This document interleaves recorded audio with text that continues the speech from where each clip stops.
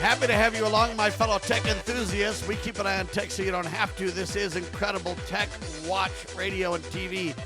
Ladies and gentlemen, NPITechGuys.com is the website for the broadcast. NetworkProvidersInc.com is the company that underwrites what we're doing. Thank them. Big ol' shout out to them. And by the way, if you want to partner in tech, give them a call. NetworkProvidersInc.com, and would love to have a consultation with you and help with any of your tech needs. Are you dead? Did you lose your job? Those are some of the questions we'll be asking and answering today. Very strange stuff in the tech world to start out this time, Jay. Absolutely, there is. It's pretty cool. It's cool, but it's a little bit morbid. Bizarre, yes. Yeah, there's a new app, and it turned out that it became, in the last week or so, one of the number one apps downloaded in China and in Asia on the Apple Store for those areas. And it's an app called Are You Dead? And what it is, and it's kind of interesting, and it's interesting for me because I've had other people recently that I've talked to that have had, for example, a friend of mine had one of their relatives in Colorado, so that, it was an aunt or whatever, and they lived far away, and nobody had heard from them in a while, and it had been a couple of months, actually. It was like from maybe August to October, and they found out that they had passed away, and they lived by themselves, and they'd actually been gone for months before anybody really figured it out. And so, and there's a lot of fear of this. Horrible, though. I know. It's horrible, too. Yeah. And so there's a lot of fear of this, especially in China, in places where people are more and more living alone. They say that they have upwards of 100 to 200 million people now that are living by themselves. And so this app called Are You Dead Yet? Or not Are You Dead Yet? Are You Dead? Question mark, not yet. Jay's trying to make it more morbid than it really is. But and it's kind of a rough name for it. But, I mean, the point is right that we do want to check on loved ones and people that we care about. And sometimes there's not really good mechanisms to do so. If somebody's elderly, for example, and they're like, hey, I don't want one of those pendants, I just won't wear one. You can't force people to. And sometimes people live far away and they live alone or they live with roommates or whatever. And I mean, it's a fair question, and I think a needed app, even though I think there's a better way to check on people than maybe an app.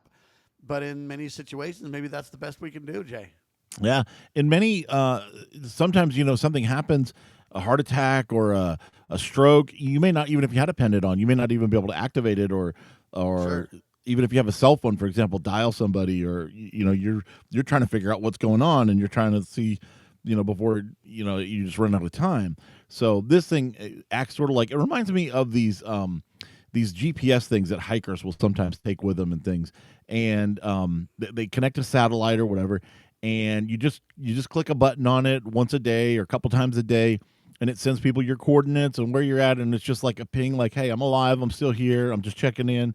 And then people, they don't get worried because they know, hey, everything's good. But if they don't hear something from you in a while, whether that's 24 hours or whatever, yeah, they might reach out or they might go, hey, if it's a hiker, if nobody's heard from him in 3 days and he's supposed to be checking in every day, maybe we need to go look for him.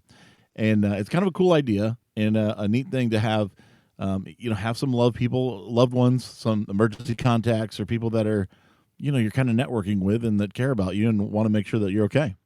And we got to make sure, though, that we use the app responsibly. Don't let the app take the place of communication. So if you normally call someone daily and then you get this app and then they press a button and ping, That's I'm still here daily, and you're like, hey, I haven't talked to them in a week, but I know they're alive. Well, now it's kind of backfired, right, Jay? Yeah, because now you're just ignoring people because you're like, oh, yeah, I know they're good. And that so could we need to realize it's a great support, but it can't replace real human interaction. And people need human interaction, and people need human touch, and people need some of these things. And sadly, in modern society today, when they've got, like in China and some of these other countries where they've literally repressed the population, there's a lot more men than there are women because of the abortions over there. And, all I'm telling you is people are alone a lot, and they're oftentimes even younger people now, Jay. That's right. That's true. And some of these things help, but some of them, there's this whole push right now that says social media and a lot of these things that you think would make people more connected and more, it's really driving them apart. They're not having the third place meetings that they used to have and the things that they have because they think, oh, well, we're keeping in touch on social media, and it just doesn't have the same effect, and it's creating more loneliness in the world. So I believe in Christian ministering, Jay, and I believe we should, be our, love the Lord thy God and love thy neighbor. And so I think we really should make time for people. It doesn't take too long to call somebody to check on people. And anyway, I think the app's a necessary thing in our society, and I'm not downing the effort because I think there's great intent behind it. But I would say we need to kind of think a little bit strategically too and say, hey, let's be very careful that we're using the app as an additional support, not a replacement support. So anyway, there you go with that. I found that interesting. Are they charging for it? There is a charge. It's a one-time thing, I believe, and it's like around $1, maybe in $1.20 so like or something is the cheap equivalent. Application fee, it's nothing. And anyway, there you go with that. So I don't know. When someone says, "Are you dead?" No, I'm very much alive, but I may not have a job pretty soon, Jay. Amazon's going to begin laying people off starting January 26th, in just a few days.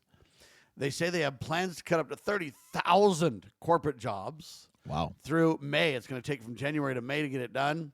It's the latest downsizing in the company's history. The layoffs are concentrated, I guess, in the corporate and managerial roles, not frontline warehouse positions. And the reason they need those managerial roles now, you got ChatGPT that can take a lot of that weight off. A lot of managers, you used to have 10 managers to manage a certain number of people. Now you can do it with 5 is the point, right, Jay? Yeah, exactly. And that's the kind of the new and interesting twist on this is 30,000 people being laid off. And you almost always think, oh, that's going to be drivers. That's going to be warehouse workers with their automations and their robots and stuff. But that's not. This is really targeted at middle management. And they are using AI and they're using agents and stuff to do a lot of this monitoring and managing of people. And so less people can manage more other people. And, they are doing robotics and they are automating a lot of things, but this is a big hit. And so this is going to happen all at once with 30,000 people. It goes from around the end of January until May. But yeah, they're laying off a significant portion. And I almost wish they'd do it all at once, not because I want people to lose a job, but who wants to be the guy that's in January and is like, you're waiting, cuts happen. Oh, yeah. Made it. Cuts happen. Made it. Cuts happen. Ooh, made it. Whoa, I think we're out of the whip. May come. Bam, you're out of there. It's like the sword of Damocles hanging over your head. Yeah, so that's of concern. Now, this app that's Are You Dead Yet, Jay, I don't know how it works, but if you're on Verizon, you might not be able to know. You might not be able to check in, right? Yes, sir. So Verizon had an outage in the last week or so. And what's interesting about this, and they've had these before, but apparently this one was big enough that they've said they're going to issue a $20 credit after Wednesday's 10-hour outage. So that's pretty good. I mean, for 10 hours out, if you really prorated that, it wouldn't be $20, right? Of course. It'd be like maybe less than $1, I would imagine. But that's a pretty good credit. I mean, they're trying to keep people around and stuff. And it shows that, hey, they're serious about their uptime. I mean, it costs them dearly when they're down. So, yeah, well, $20 per subscriber is going to cost them dearly, too. That's what I'm saying is it's very, very expensive. X had a big old outage, too, for a while, from what I understood over the last several days. And so, the problem is we're depending on this stuff for, it's more of a utility now. It used to be kind of hey, it's great when it's up. We can use it. But now that people are depending on it so much for their chat clients, their automation stuff, their businesses, it's really important that the internet stays up and that big services on the internet don't go down. But I guess Starlink, so Elon Musk and company, made a deal with Donald for Iran, right? Yeah, so pretty interesting that they are saying they're going to open up free internet. I guess you have to have the equipment. I don't know how they're going to make that happen, but free internet for Iran because of the protesters and the things that are happening right there right now. And I don't know if that's sanctioned by Iran. I would assume it's not, the government. So, I know they have issues operating in certain areas because they got to get local licensing and things like that. But I guess he's gotten permission from the president of the U.S. to make internet free for Iran if you have the equipment. Well, how about internet free for Sam? There's protests, where I'm at too, man. Come on. I don't know. I don't think it works that way. I'm just saying. We got to carry the freight. And I will say this, though, because of the satellite capabilities and deployment, that's what allows this to happen, though. Just short, scant few years ago, this wasn't even possible, Jay. You're right. It wouldn't be. So anyway, I find that very interesting, too, that there's a lot of good tech coming out if it's used wisely. Tech's neither good nor bad. It just depends on who's in control of it, right? Hang tight. You're watching TechWatch TV.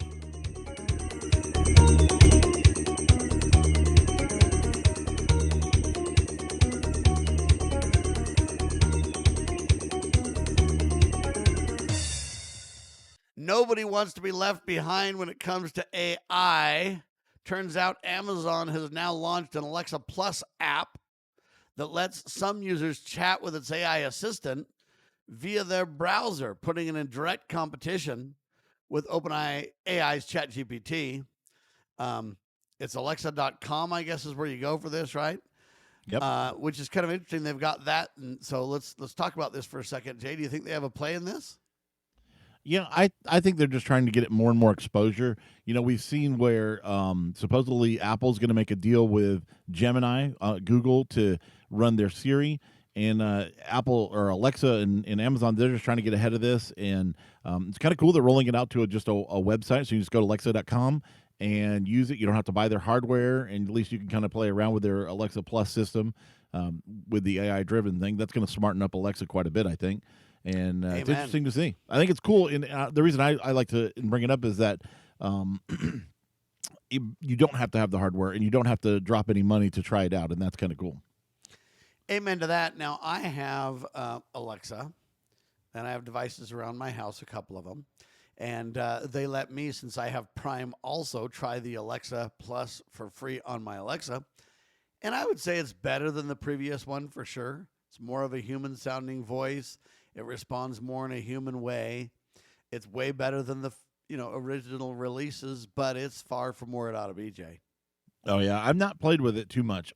I did test the site a little bit in a very limited capacity, but and I have a couple of dots and stuff, and I do have Prime, but I don't know that I've ever upgraded it to Alexa Plus. So I don't have a lot of experience with the Alexa Plus. I need to play with it. Hey, can I upgrade to Alexa Plus? And, if you've got Prime and everything else, it'll let you. It's pretty neat. It's better. And I will say this: I really want Siri to partner with whoever the heck they're going to partner with and get it done too, because Siri. I don't mean to be rude about it. I'm just telling you, they've gone backwards, Jay. When it first came out, it was actually decent. And over time, it's just gotten worse. I don't understand that, but that's the truth. Well, yeah. I mean, in 2020 and things like that, it was very impressive, Siri and everything. But really, since the end of 2023, when OpenAI rolled out with GPT, I don't even use Siri or Alexa or any of those units anymore. I use a lot of GPT, and that's about it. I mean, that maybe Google searches still on some things that you're looking for, but I find that I don't even use Siri that much. Maybe I'll use it sometimes to make a phone call or something, or to dictate something. But other than that, asking it open-ended questions about, all it's going to say is, I found this on the web. It's not very helpful. That's the problem, and that's why it needs to get much smarter. And, AI is in such infancy, folks. I know people think it's changing the world, but you ain't seen nothing yet. The future of AI is not only to get smarter and more accessible, but where you can talk to it, and most importantly, where it can, instead of just being a treasure trove of information all at your fingertips, it'll be a treasure trove of information tied to automation. And that's really where a lot of these companies are starting to go with some of this stuff. For example, there's an AI tool called HATZ, HATZ.ai, or maybe it's .com, I can't remember, .ai. And it it has these bots that do things for business and stuff like that. And so, there's a lot going on in that space, and I know everybody wants to get a handle on it and roll out their perfect plan, but the market's changing so fast it's not really possible to roll out in a holistic way. You've got to just take a piece of the pie at a time, focus on use cases and say, what can I use it for now? And, I wrote a kind of a white paper for some of the companies that I consult for. And I basically said, listen, you need to analyze your current offerings, whoever's adding AI, to determine, hey, how much do they want for their extra AI features? Is the ROI there? Is the return on investment? Secondly, you've got to compare all those tools and make sure you're not overpaying on 10 of them that overlap in AI features. Secondarily, you got to look at your internal processes and say, what would be the use cases? Do we need internal information for our AI? So one's kind of external information, internal information. How do I handle all this? How do it not overlap? How do I not spend myself into oblivion? And then you really need to write up use cases to say, what could AI really do for me? Take position A, whatever you are in your company. And you need to create 5 or 10 use cases. And some of them you may say they're go forward right now. Some of them you may say they're go forward, but I think it'll take a little bit. Some of them may be it's not wise to go forward for certain reasons. And I really think people need to kind of think about AI like that. Let's not just implement AI because it's the buzzword or because it's the hottest, best thing now.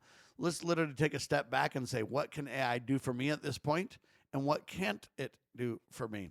And there's a lot that it can do, Jay. I've been writing a book called Clarion Call for Civility.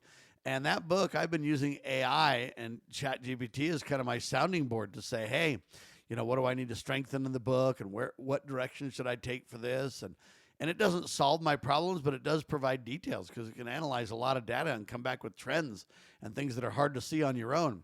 And so I've been writing this book, and ChatGPT has been helping with some kind of wordsmithing a little bit, but also with details on, what best practice is. Like now at ChatGPT and I agree it's time to let other people read my book and get their feedback. And hey, let's draft some questions that we want to ask. It's not an open-ended question about how'd you like the book. It's more detailed, like, hey, were there weak parts? When do you believe the book didn't flow and move along the way it needed to? And anyway, so we've crafted some incredible questions. So ChatGPT and these bots are really capable of doing a lot of things, but we need to learn, when do they help us in our business? When do they actually save time versus when are they a distraction? When are we overpaying? When do we have conflicting tools?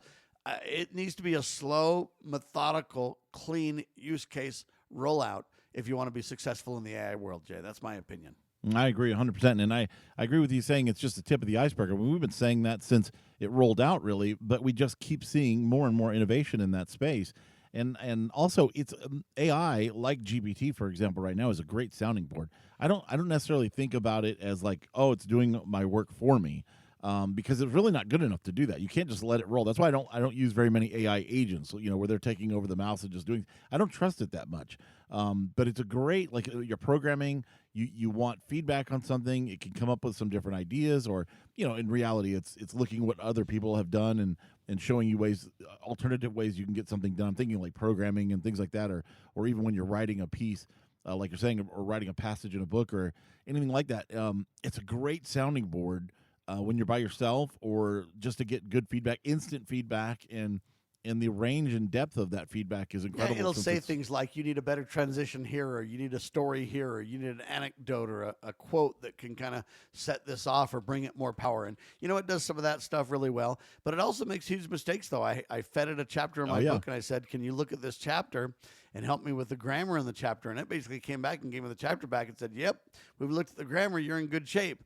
But then when I read the chapter, it had a big section that said, we didn't change this middle part. And so it left the middle part out and just had that line. Oh, my gosh. And I went, whoa, hold on. I could lose a whole midsection of what I wrote if I don't watch that like a hawk. So remember, it's good, and it does a lot of fantastic things, but you are in control, and you better watch it like a hawk, because it doesn't mean to. And so then I pointed it out, and it went, oh, my gosh, yeah, I'm so sorry. You're right. That was an oversight. And I mean, we need to understand these things are far from perfect. And it reminds me of when I went into this Waymo vehicle. I mean, it was really cool when we were there, and it performed incredibly well. But then later we were in a Lyft car, and the Lyft car basically was driven by a human, and the Waymo car literally ran a four-way kind of stop thing. And I mean, I'm glad that the Lyft car driver was paying attention, because otherwise we would have gotten a wreck, and it was all the Waymo car's fault. Oh, my God. Now, I mean, they have statistics showing Waymo is pretty safe and everything, but we've still got a ways to go, folks. And so just it's kind of like a snake. They're cool to play with, but be careful when you handle one of those dudes, because I'm telling you. So I still think it's at assistant mode. Personal assistant, it's great for that. But you don't want to just take your hands off the wheel and let it drive. I don't think so. Not yet. Amen to that. And use your New York City Metro card responsibly, Jay. Absolutely. That New York City Metro card, speaking of which, they're selling on eBay now, sometimes anywhere from $5,000 to $5,000, because New York City Metro is doing away with the Metro card. It's all going to go to tap. So your fare payment's going to be made with a mobile device or a credit card, and it's all going to be tap. And the interesting thing of this, or why I brought this up, is that it seems like tap has really taken off, and we've seen that before. But even I see people like, I'll use tap on my watch, and people are like, oh, I didn't know you could do that. I just had that interaction the other day, and I still think, well, isn't this pretty standard by now? But at least it's becoming standard enough that somebody like a Metro says, hey, there's enough people with cell phones. Not only that everybody has cell phones, but everybody's familiar with and has wallets set up for tap, that we can do away with our Metro card, and I think that's pretty amazing. Amen to that. That's kind of weird. And again, it just goes to show it's going to be harder and harder to get a person to be available when they go to swipe for all that kind of stuff. Pretty soon, there's nobody at the train stations or the metro stations or whatever else, and that can get dicey fast. I know we want to automate this. I know it saves money, but we need to be a little bit realistic. I remember I just went to the store it was like a Christmas thing and a few days before Christmas, and I went to a store and they had a bunch of check lines, like 20 of them.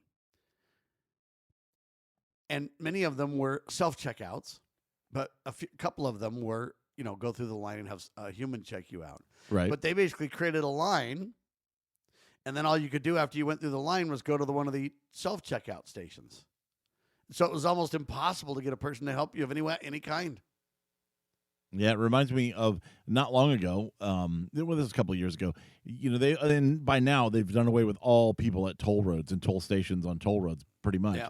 But I remember driving through one of these and thinking I could just pay cash, and there was nobody there. This is when they were first changing this out, and I was like, I don't have exact change, because that was the only other way you could do it. You either had to have like a Sun Pass or exact change, and I was like, well.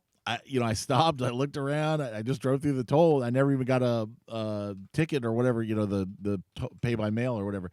But I was like, this is when you see these are the events that happen that you see. Times are changing, man. You better have tap. You better have a phone. You better get with the program and be able to do this stuff. Amen to that. All right, is it Anguillar's GPT 10% comes from fees for its domain name? What the heck, Jay? Yeah, we talked about this. Anguilla, the country, is where the .ai domain is, and we were talking about how expensive it is. And so people are buying these, whatever guru.ai or whatever domains they are. But the interesting point of this is that 10% of their GDP for this country comes from the sale of domain names. So people just buying these are making up a huge profit for this country, because Anguilla's top-level domain is .ai. See, I thought it was just like the top-level domain for the United States is .us, right? .com and .us, yeah. Yeah. I'm just comparing the equivalent, right? Yeah, exactly. But it's interesting. You know what? We complained about it before, but that is the reason why .ai is so expensive. And do .tv too, Jay, real quick. Yeah, .tv is the Truvala country, and that's where they're getting a lot of their revenue too. 10% of the revenue of the nation comes from there too. Very, very strange, ladies and gentlemen. There you have it. Hang tight. You're watching and listening to the one and only TechWatch Radio, brought to you by NetworkProvidersInc.com. All right, ladies and gentlemen, welcome back to TechWatch TV and Radio. We keep an eye on tech so you don't have to. We want to make sure tech serves you.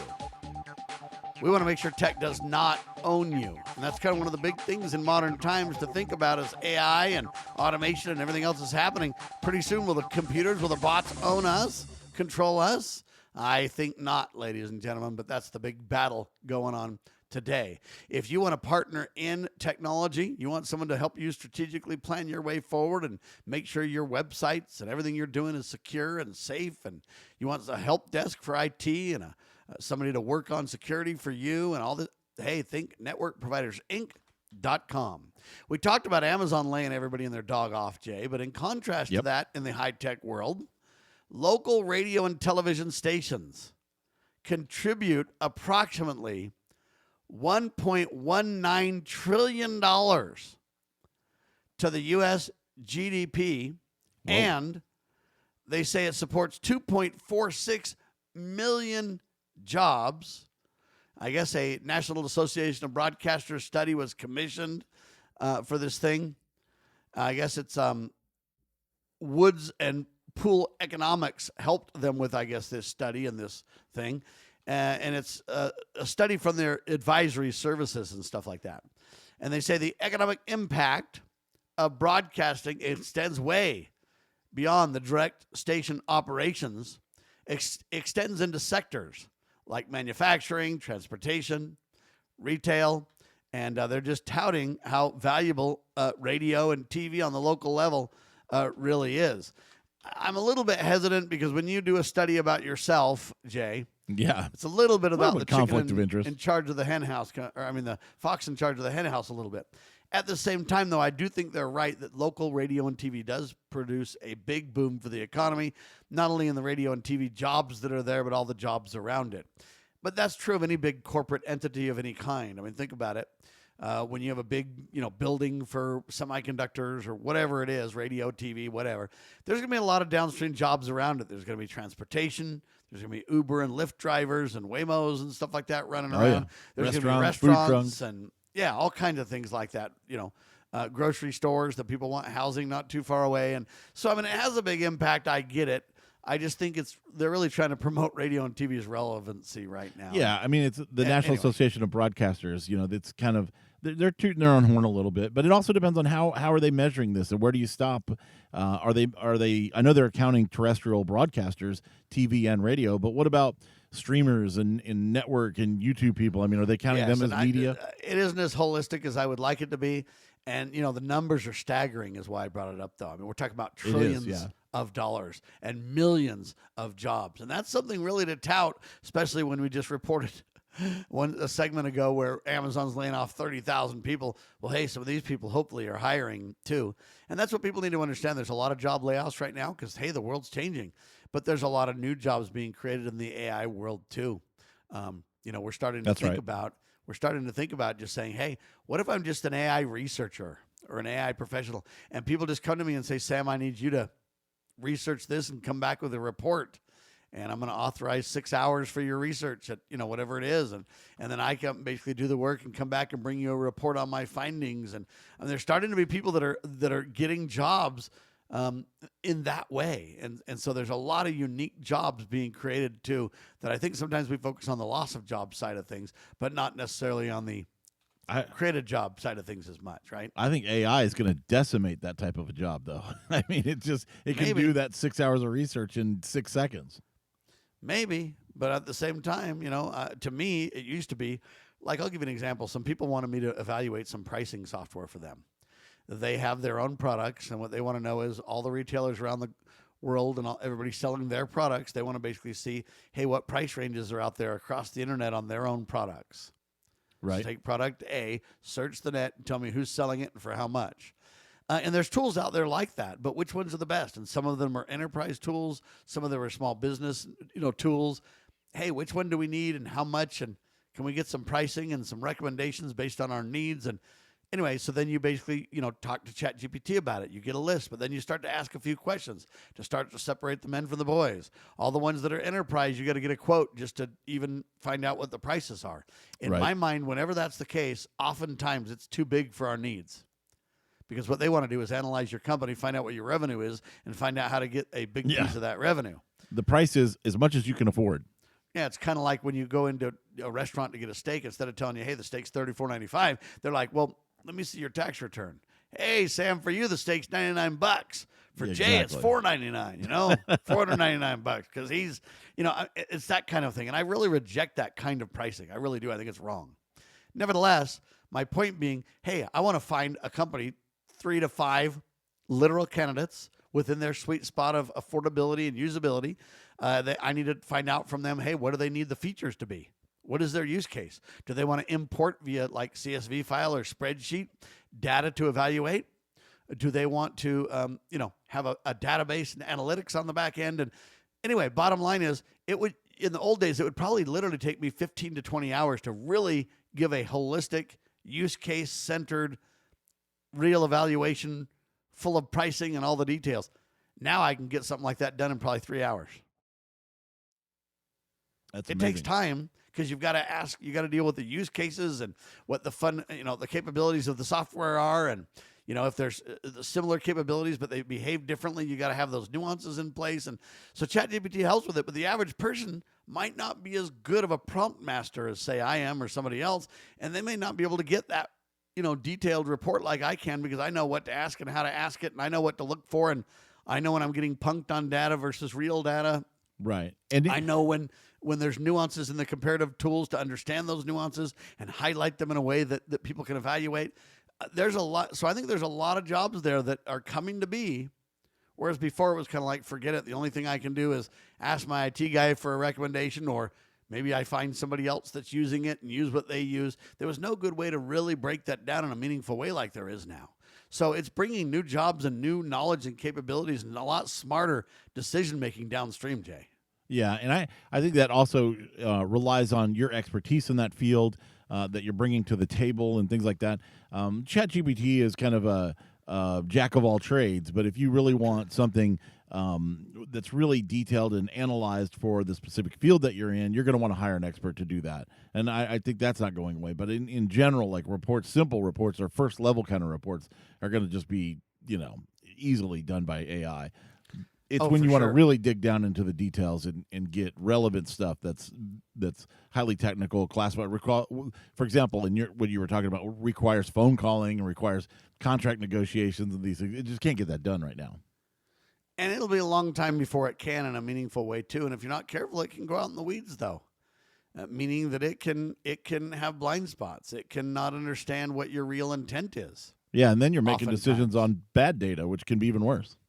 And that's why I think sometimes having a person that knows how to control these bots and knows how to milk them or get as much out of them as they possibly can and stuff does make a lot of sense.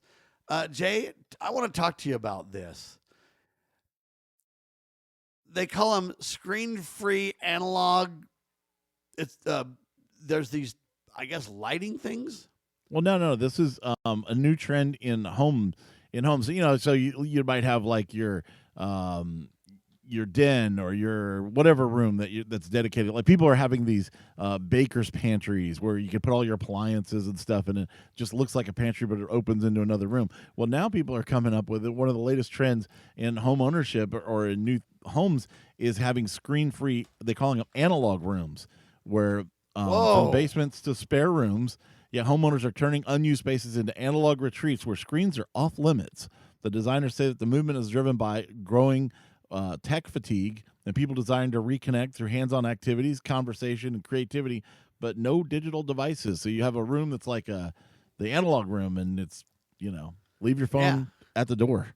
And I will say this, too. The interesting thing about those, Jay, is it reminds me, the old wealthy people back in the day, if you read books about them and anything else, they'd have the library in their home, and the drawing room. It's kind of like that kind of, in the drawing room. It's kind of like that kind of a room. It would be a room where there'd be games. It'd be a room where there'd be books and things that you could read. It would be a room with maybe a big table where you could do some projects, or there'd always be a puzzle available to be working on in the corner or whatever. All I'm telling you is it's that kind of a space. And I think it's actually a cool, refreshing idea, Jay.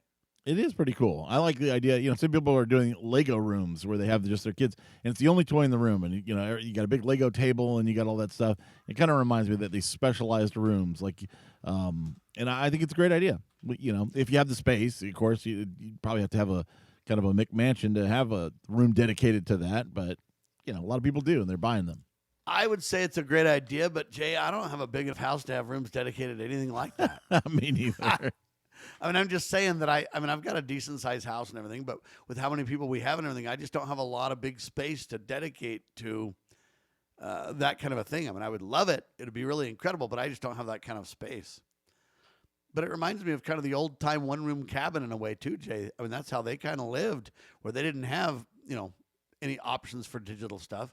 So their main cabin was kind of an analog room, but they would do that kind of stuff. In the corner of their one-room cabin would be a little table with a puzzle on it, or might be a few books on a bookshelf that they were reading at the time. They went to the library and got 8 books, and they're working on those 8, and then they'll swap them out for other books. And people did that kind of thing, scaled down quite a bit in the old days. And I do think this idea to resurface that and to realize that it can really create a more well-rounded life. There's a lot to it that I think has real advantage. Yeah, and a room for connection also, because nowadays a lot of people they get isolated. They have all that stuff, on their phone. They're in their room by themselves, even kids and stuff. And anytime you can bring back that connection with family and people is good. And it's the only way you can be sure you're not being spied on, Jay. Even then, you can't be sure. You can never be sure, Sam. But if you put a TV in the room, now Texas is filing a lawsuit, Jay, against Sony, Samsung, LG, and others because they're using, what do they call this? Automated content photo snapping of what you're doing. Yep. According to the lawsuit, they say. So it's not as bad as a camera looking in on you, but they are taking pictures of what you're watching, and so they can use content recognition to see. And they're basically like pulling what we would call Nielsen ratings off of what you're watching. Are you watching YouTube? Are you watching Pluto? Are you watching Netflix? Are you and gathering data on what you're consuming by taking screenshots and uploading them to these connected TVs back to their servers in China or wherever. But it's worse because you can know what I'm watching on the TV by the channel that it's turned to and what's supposed to be on at that time. And you can back end get that data in some meaningful ways. But to take snapshots of my screen and to then send that data, I think Texas is right to sue over this, Jay. I do too. This is something where no one's known about this, haven't realized. We've always suspected that they're spying on us, but we never had the proof. And this lawsuit, if done right, will surface the proof. And these TVs, it's a problem. I mean, it's abuse, really. They're taking sometimes up to 2 snapshots per second. So think of the upstream data. You're watching a feed or you're, streaming a movie from Netflix, and you've got all this other upstream data that they're stealing basically from your bandwidth that you didn't agree to, you didn't consent to. Not only did you not consent to the privacy concerns of it, of what you're watching or you're not getting paid for these demographics that they're getting from you, but they're stealing your bandwidth. That's what I'm more mad about than anything. And what's interesting to me is it's not even really the streaming providers like a Roku or an Apple TV or a Comcast or whatever doing it. It's the TV hardware manufacturers themselves doing it, right? That's right. And there's nothing you can do about it because all content is being delivered over IP now. You're not hooking a VCR to your television anymore. So it's not even like you can disconnect your TV and say, well, I'm not going to let them upload that stuff. You've got to in order to consume 99% you won't be able to of watch content. anything if you do that. Yeah. Unless you go to like an old school antenna and get an older TV or something like that. Yeah, I suppose you could do that in more areas where they have that, broadcast over the air TV. You could do that, and I would recommend that you could if you do. I have a Roku TV, for example, in an office, and I don't have it connected to the internet. It just has a CCTV feed from another part of a building. But it could connect to the internet. But no, I don't even want that thing connected because who knows what it's sending back or doing whatever. Yeah, what's interesting to me about this too, if you have these TVs that, let's say, you want to watch just with kind of over-the-air antenna stuff, they did create these long antennas that would work over the internet to where, if I was in Utah, I could connect to the software, internet SaaS solution, and it would basically say, hey, Sam, you can take the New York local channels if you want to or whatever. Yeah, I think and then they had all kinds of working on that. lawsuits and shut that kind of stuff down and everything else too, right? Yeah, I think Slingbox was working on that and other providers. We've seen that, but yeah, people just shut that down too. All right, when we come back, I want to talk about Comcast and Spectrum. We're talking about the cable people, Cox and everybody else. As you know, the cord cutters are jettisoning cable left and right because no one wanted to pay the big, expensive packages. But now what's happening is people are having to subscribe to so many different things that almost equates to the same entertainment cost or sometimes even exceeds the old school. So now the old school folks are trying to jump back in the game. We'll talk about that in seconds. You're watching TechWatch TV.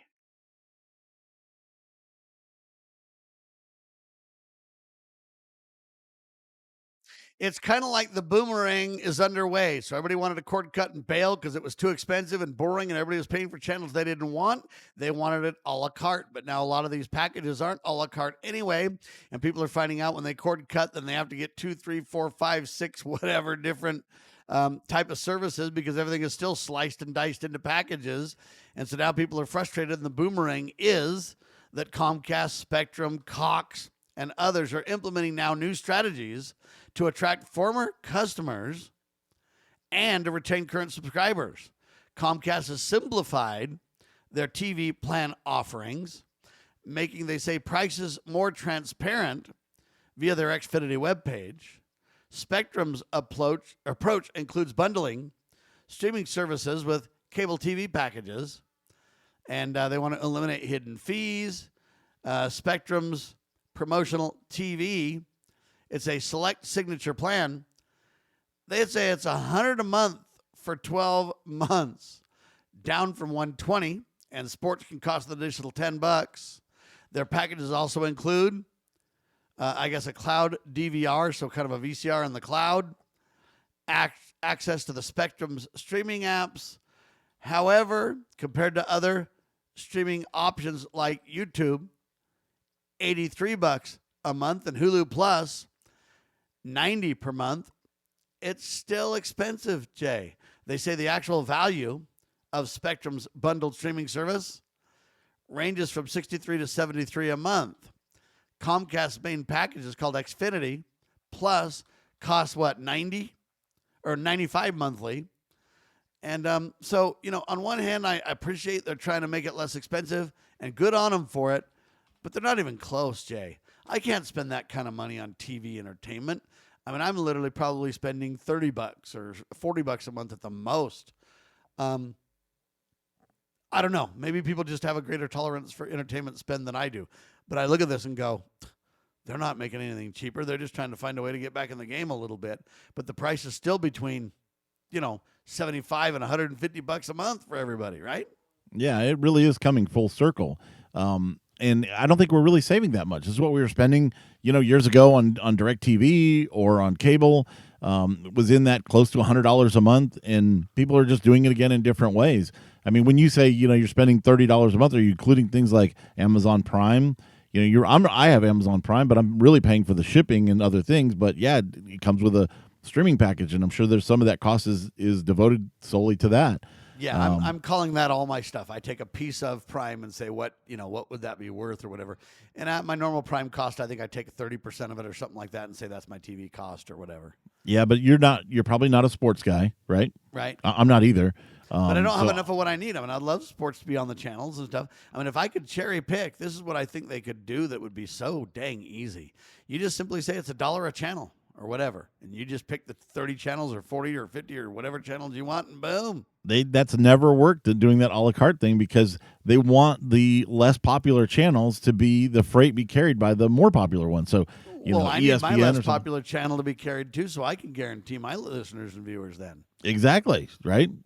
I know. Saying that's the problem with it all. That's bundling. Anyway, though. Yeah, and so I also need to warn Comcast and Cox and some of these people. Hey, you got to not use TVs that take pictures of my stuff and send it off to the Chinese communists and stuff, because it'll backfire. Eventually, I'll just want to yank all that stuff out, and I'll just have more rooms in my house that are, what are those rooms called?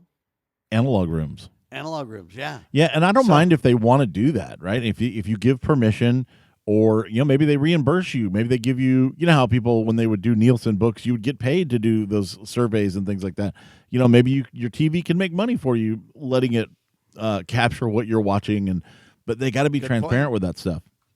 And you can't just do it on the down low. And you also need to be able to opt out too, though. Because when you buy a TV, it's not fair to say, well, you can't opt out of that. Whose TV is it? It's mine if I bought it. It's my property. Well, and manufacturers would say, hey, this is the only reason that you can buy. I saw yesterday at a Walmart an 85-inch television for $300. They're subsidizing that price. They have to be.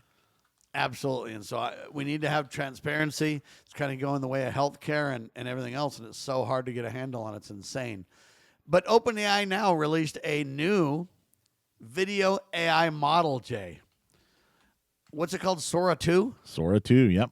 Sora 2, I guess it generates artificial short videos from text, images, or brief voice inputs, and also offers API access to developers so they can go ahead and create and publish videos. Kind of an interesting use for AI now. It creates another use case for sure. The generated videos, they say, appear extremely realistic, making them difficult to discern from genuine footage. That's Potential indicators of AI-generated videos in the past have included, quote, unnatural movements, inconsistent background details, and unusually short clip lengths. But now, and too many fingers on hands going away. The clues that you want or that you look for, they include unrealistic textures, eye movements, strange soundtracks. I mean, you could spot it. But the point is, these Sora 2 videos are so real. They have to have a distinctive watermark on them. And some people might remove it on social platforms and everything else. And so you got to be really careful, because the AI-generated videos pose risks in politics, celebrity circles, daily life, because they can be used to misrepresent actions and or statements. AI researchers have been highlighted the potential for these videos to undermine trust. Big time, Jay. It's a serious thing. It is, and I've actually been duped by these a time or two, at least for a few seconds, where I'll watch something, in a reel or a TikTok or something, say like a bear snatching somebody's dog off their porch or whatever, and I'm like, whoa! And then I realized this is AI, and I kind of hate that we don't have a good way to distinguish one from the other. There almost should be a label on it or something that says this is AI or not. And I will say that Sora is pretty good about, or has been, about putting a little watermark that bounces from the top left to the bottom right on a lot of their content. But people are then again using other tools, Photoshop, other AI tools to remove the watermark. So, and I don't even have a problem, Jay, with knowing that something's AI or not. To me, the issue more is truth about things versus lies about things. That's right. I'm more interested in that than I am if something had AI assisted creation or not. We're out of time, huh, Jay? Yes, sir. For crying out loud, time sure flies when you're having fun. Check out networkprovidersinc.com. They're your partner for tech, okay?